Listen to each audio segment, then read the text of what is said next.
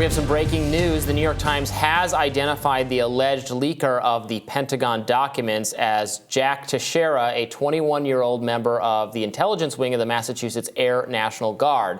Again, this is according to interviews and documents reviewed by the New York Times. Journalist Glenn Greenwald tweeted on the matter, "We still don't know who leaked the draft Dobbs ruling because that went to a liberal corporate outlet. We still haven't seen the manifesto of the Nashville shooter because it's inconvenient, but this leak was put on Discord, so media outlets are hunting for him." He goes on, "A big part of what's driving this, many corporate media employees most hate those who do what they pretend to do, expose the secret crimes and lies of the U.S. security state. Those agencies are their allies and masters. That's why they're hunting to find the leaker instead."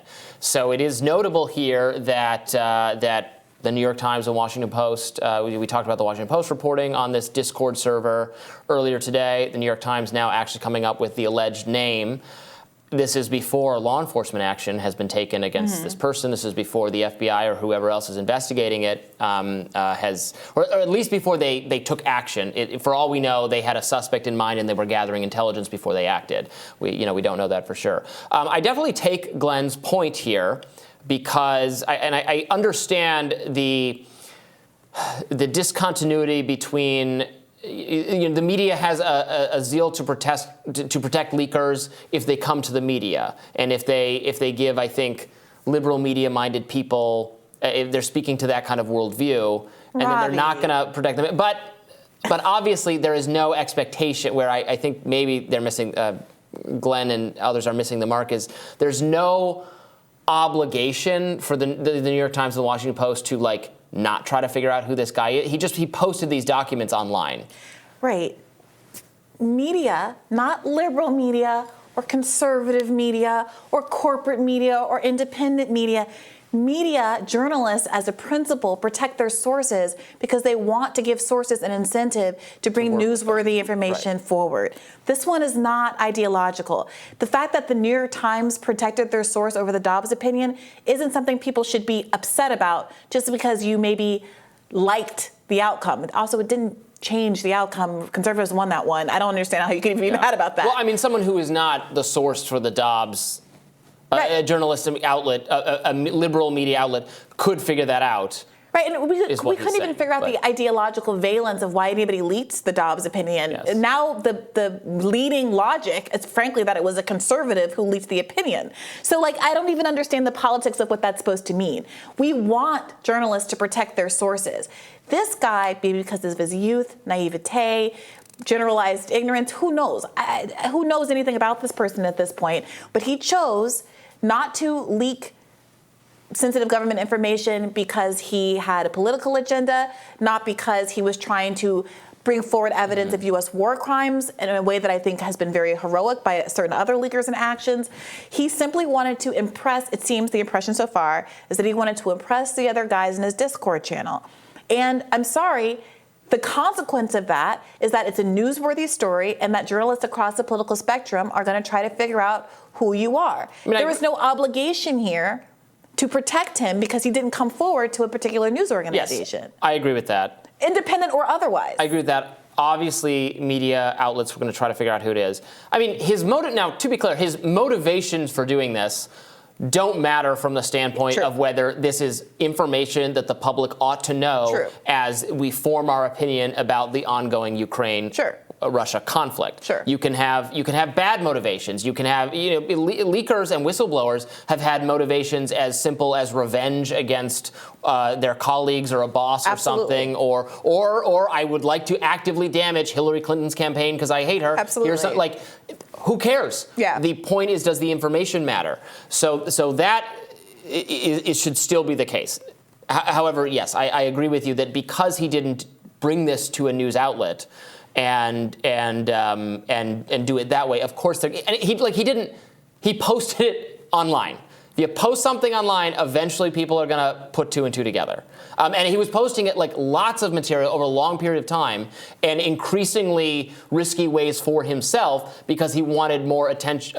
Allegedly, this is what the Washington Post reported this morning, because he wanted more attention and accolades from the other young dudes hanging out with him in this like video game chat group. Yeah, and I didn't bring up. You're right. I didn't bring up the motives in an effort to kind of undermine him, but the idea that like journalists are soliciting, or not, I should say that, but the journalists are open to information like this, that, you know, that they want to protect sources, is because of an effort to get newsworthy information. Now, there's a world where one could criticize a mainstream news network if they like rejected this information because the State Department told them not to cover it, right? That's a way to critique liberal media, saying that they don't want to even report, as happened, they don't even want to report on the contents of the story because, you know, the government has told them not to, and there's this argument that they are, you know, doing the blob's bidding. That's a perfectly legitimate critique, but I just don't understand the posture of saying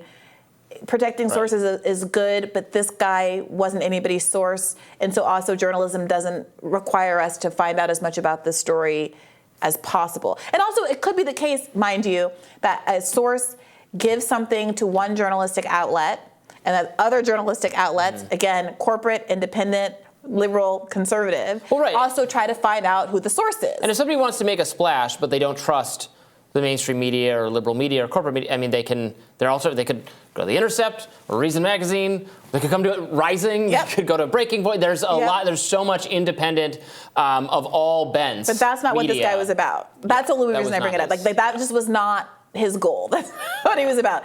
So, you know, people are also asking questions about why it is that this gentleman who was an airman in the Air National Guard, 21 years old, must be a very junior person. Right. Why did he have access to these documents if they were so sensitive? Is this an internal issue? Can he really be blamed? As we talked about earlier today in another segment, he at first was handwriting out the content of the documents and submitting them to this Discord channel. And when that didn't get enough attention, only at that point did he, I think, expose himself more and start uploading photographs of the actual documents. I mean, this is a mess. Yeah, it's interesting that, again, the FBI or other government actors had not taken any action yet against this person. As his name comes out. So I'm sure we're going to continue to learn more about this individual and the situation, but this might, prompt calls for greater consideration of who is handed confidential documents in the garage next to your Ferrari. Or if they're not actually sensitive, if they're not actually confidential, they should not be labeled as such. If they have actual secret information, like the locations of U.S. assets or high-level strategic thinking that cannot be made public. Okay, but this stuff, fine. This story seems to have. I don't know that this qualifies a lot of this stuff. It's just realism about the Ukrainian situation. These documents seem to have a lot more geopolitical significance than anything that anybody pulled out of Mar-a-Lago or Joe Biden's garage. That's the we don't even know what the significance of those things are. No one has said. Fair enough. Yeah. Although, I'm not overly impressed by but I think the American people ought to be filled in to the greatest extent possible about the reality of the situation in Ukraine in order to make a decision about whether we're going to continue funding this resistance. Yeah, I'm not making any claims about whether or not we should have knowledge of this or the journalistic value of reporting on what was in these documents. But the reaction from the State Department seems to suggest that this stuff had it was embarrassing for all involved. Yeah. And again, another reason, sorry to cut you off, another reason to go through a journalist, pick a journalist you trust. It's absolutely fine to not trust the mainstream media, but find someone who is responsible, because rather than just wholesale dumping all this information, you can get feedback from someone who goes, here is something that could put someone in harm's.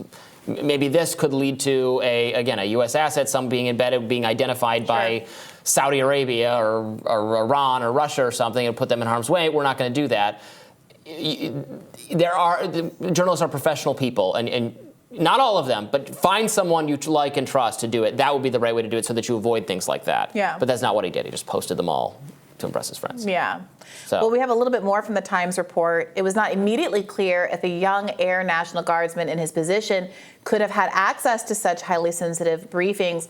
Officials within the U.S. government with security clearance often receive such documents through daily emails, one official told the Times, and those emails might then be automatically forwarded to other people. Yeah, I mean, there you go. That's exactly how it happens. Yeah. So. If this is a significant problem of internal mismanagement, and the fact of this guy's access to these documents suggested to him that they must not have been that sensitive, it would be regrettable if the book really came down hard on him when, frankly, he never should have been exposed to this stuff to begin with. But we'll see how this all plays out.